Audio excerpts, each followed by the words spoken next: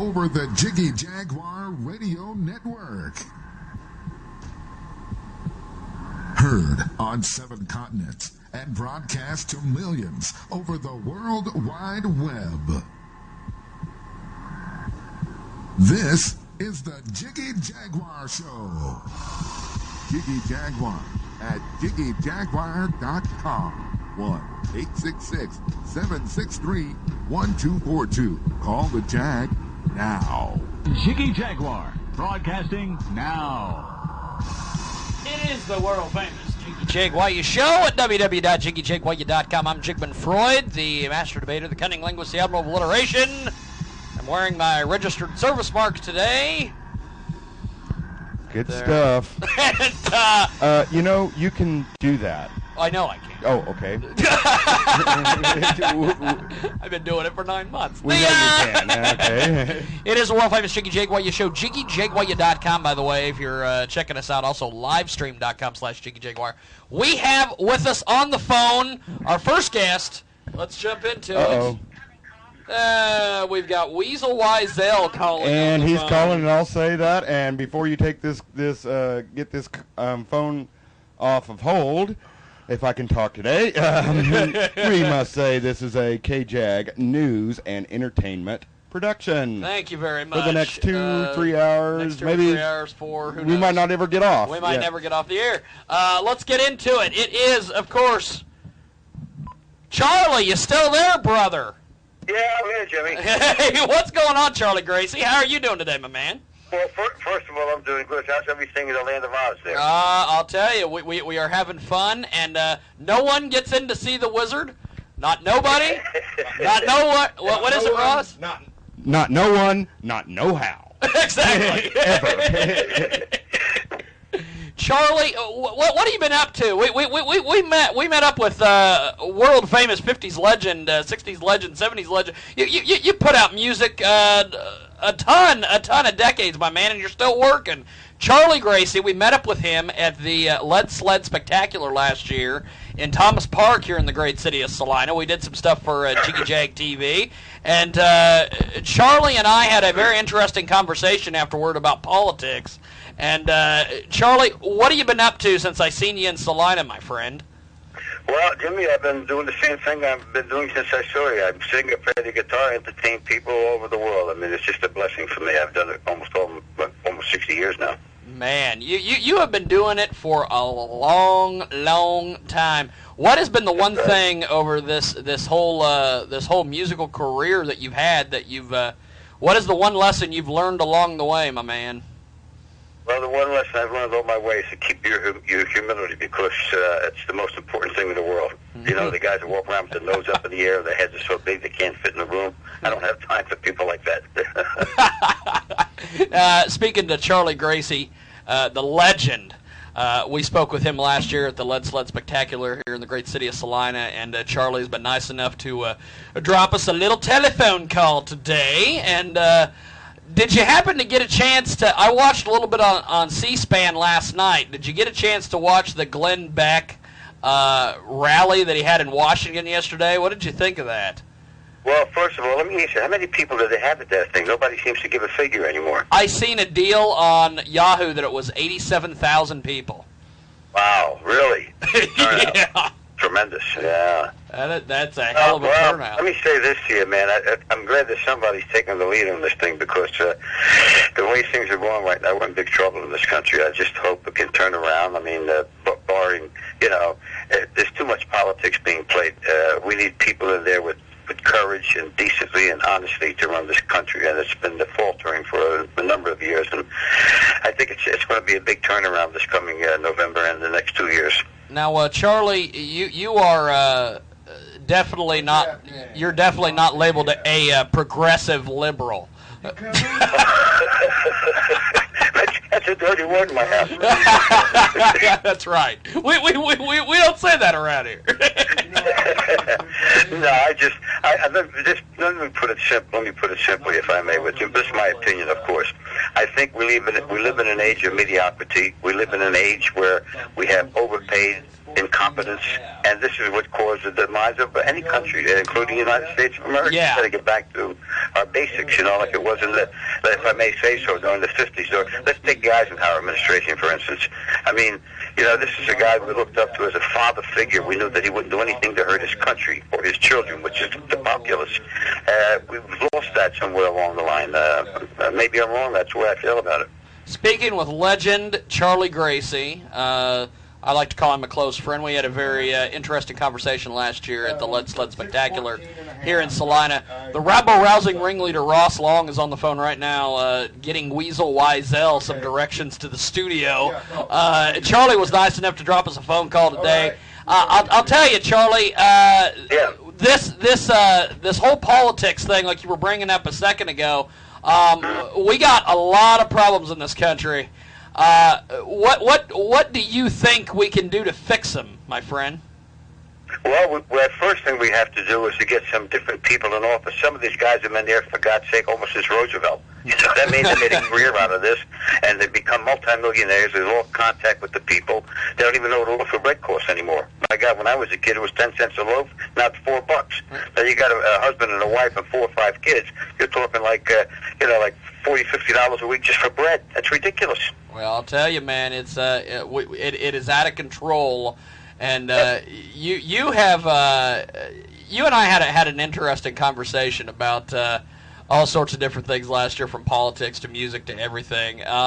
You have just a wealth of knowledge as far as music goes. Have you been able to share that with a lot of people over the years and help some of these kids come up in the world? Well, yeah, what I try to do is I try to, whatever little bit I can in my own personal life, is try to lead by example. I try to be the Ten Commandment guy, Yeah. To do no harm, follow the law. It's written by God, you know what I'm saying?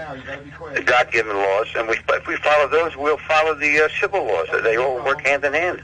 Well, Charlie, you have, like I said, a wealth of knowledge. We love you, brother, and some of your hits you've put out over the years.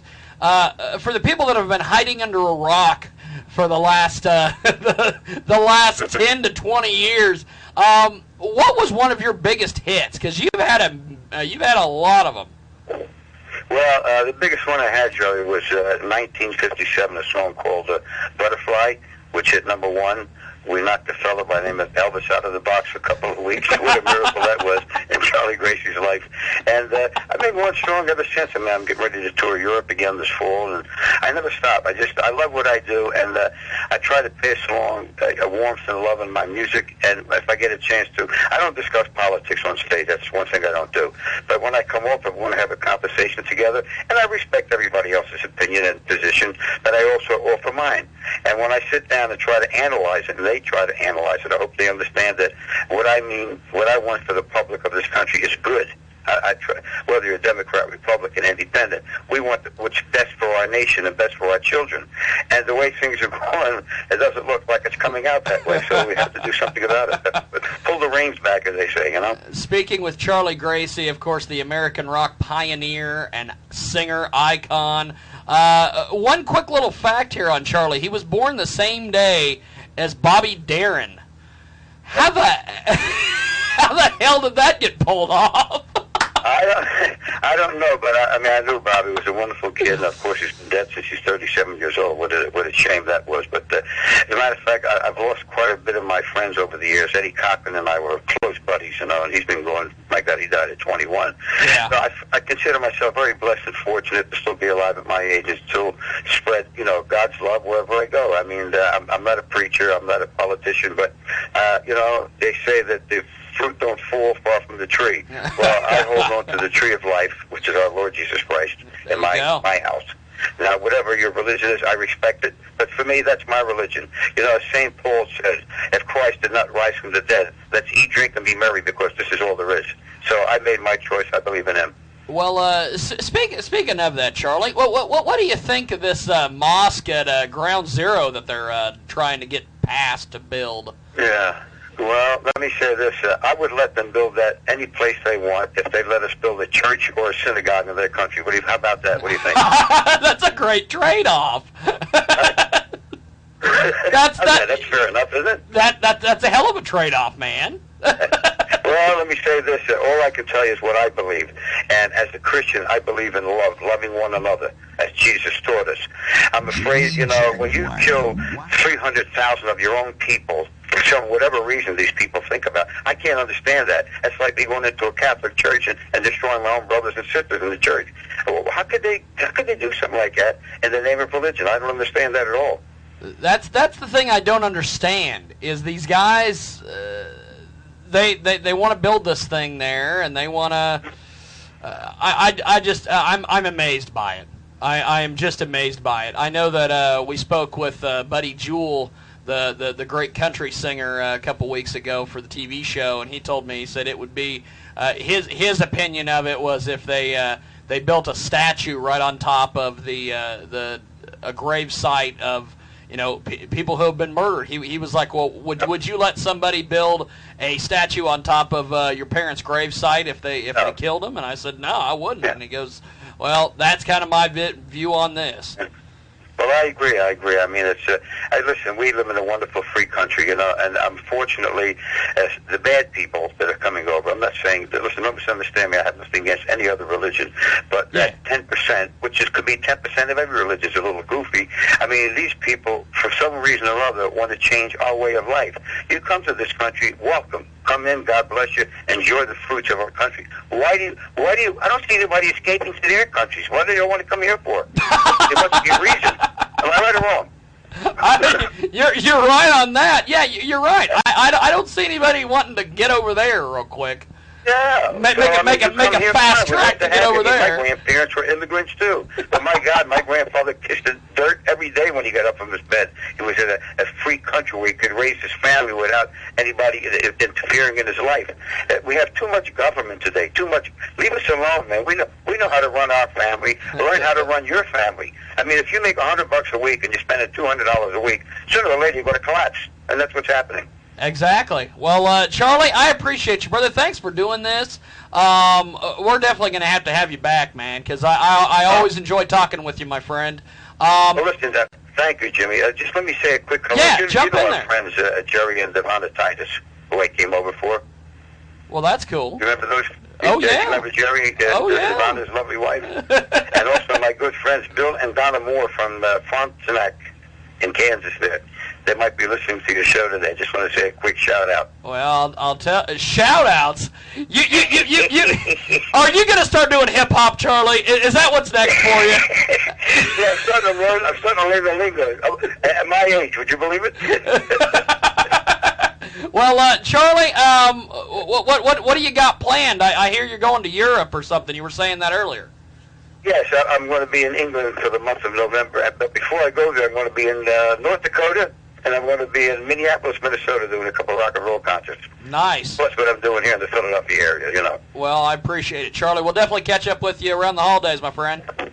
Well, listen, all the best to you and all the folks out in Kansas there. And if they want to know where Charlie Gracie's appearing, just tell them to look up charliegracie.com, and they can find out any place around on the planet. That'll work. I appreciate it, Charlie. Have yourself a good one, my friend. God bless you all. Definitely, man. Charlie Gracie on the world-famous Jiggy Jaguar show. Good stuff going on. At www.jiggyjaguar.com. And Ross... The rabble-rousing ringleader. The rabble-rousing ringleader. The freshly expurgated rabble-rousing ringleader. That's right. That's correct. It's like freshly squeezed, freshly expurgated. Well, we talked about that last week, and... The winds of change are blowing, kids. That's all I gotta say. It's such a relief to me that they actually did that. It's like I'm free, and every time Marcia makes attempts on us, it just does us better. I mean, what is that? What's that all about? It's this weird kind of backfire thing going on down there. But I guess when you're on a scorched earth policy of destroying free speech, I guess you get what you deserve. I don't know. Well, we're going to take a quick little timeout, and when we come back, we will chat. We are going to be having Lisa Sparks today join us on the telephone via Skype, or as Chris Matthews calls it, Skype. Something. I don't know. He doesn't know how to talk. My thanks to 50s legend Charlie Gracie for joining us. He was quite the guest. Yes, I enjoyed that. I talked enjoy Charlie. More than just the old days of rock and roll and the new days of hip hop. But he's hip. I would love. He's one of the original hip. Oh baby. Yeah, he was a big star back in the day, and fuck, still is. Now, I would love to, have Charlie do sample text sometime, and I know he would. Might have to Skype him in. He would. We'll teach him how to do Skype and bring him in, or skip him on, whatever it is. I don't know what the hell it's called. Dr. Jerome Corsi today on the telephone as well. We're going to actually get into that when we get back here on the world famous Jiggy Jaguar show, and also when you get a chance, go over to JiggyJaguar.com. The blog today features our show preview, but it also has our freshly taped interview from the Kinsey Six last night at the Steeple Theater. That was quite unusual. It was quite the unusual people watching opera, not just the Kinseys either. Not just the Kinseys. And I did enjoy chatting with Trampolina and last week. That was a lot of Spencer fun. was on the big broadcast. Oh, but you got to see Winnie from last night. Oh, she is just such a bitch. No, as my old gay piano player Johnny would have said. That's right. Rest his soul. Winnie is what you call a swishy gay. Swishy, it's give the hand, the hand thing, yes. But he can sign. Oh yeah, and he does it in the video. If you get a chance, check it out. Kinsey Six and Jiggy at the Steeple. Check out rosslong.info. Also, check out the blog JiggyJaguar.com today. When we get back, we will get to more. And if you're on TalkShoe, give us a call here in a little bit, and we will chat on TalkShoe for the very first time today with you folks. Also, you can call us at 1-866. Whatever the hell Greg Jordan said at the top of the broadcast. 1-866